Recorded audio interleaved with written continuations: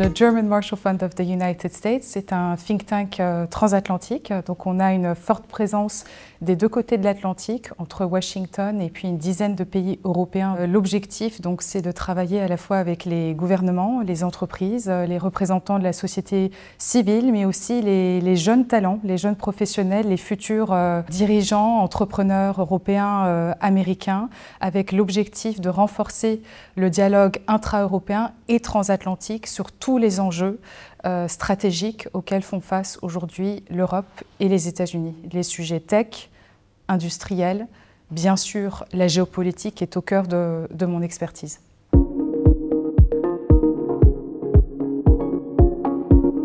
J'ai fait ma thèse doctorale sur l'intervention américaine en Irak, donc de 2003, qui m'avait beaucoup marquée parce que ça a aussi cristallisé les divergences de vision entre l'Allemagne, la France et puis bien sûr les États-Unis. Et puis c'est surtout que ça a ouvert 20 années de guerre contre le terrorisme qui a fait que les États-Unis, en fait, pendant 20 ans, ont été dans une posture de projection de puissance, et notamment de puissance militaire.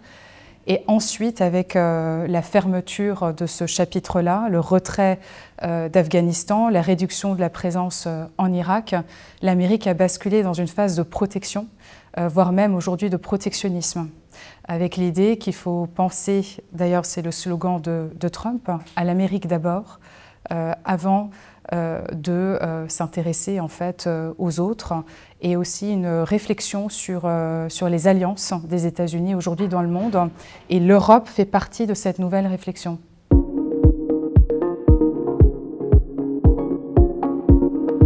L'invasion russe de l'Ukraine a vraiment déclenché un recalibrage important de la politique américaine. C'est-à-dire que depuis en fait la fin de l'administration Bush Junior et notamment Obama, c'est ce fameux pivot vers l'Asie et notamment dans l'idée d'endiguer l'émergence ou l'affirmation de la puissance chinoise qui façonne les priorités, en fait toutes les priorités de politique étrangère et intérieure américaine.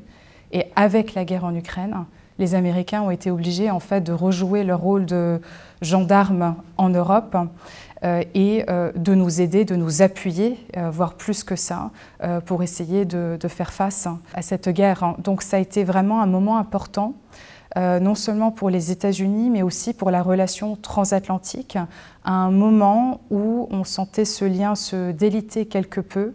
Et cette guerre en Ukraine a fait qu'on a eu une espèce de réalignement entre les États-Unis et l'Europe, mais il ne faut pas croire que sous une administration démocrate ou républicaine, ce soutien américain est éternel. Et d'ailleurs, les signaux sont clairs.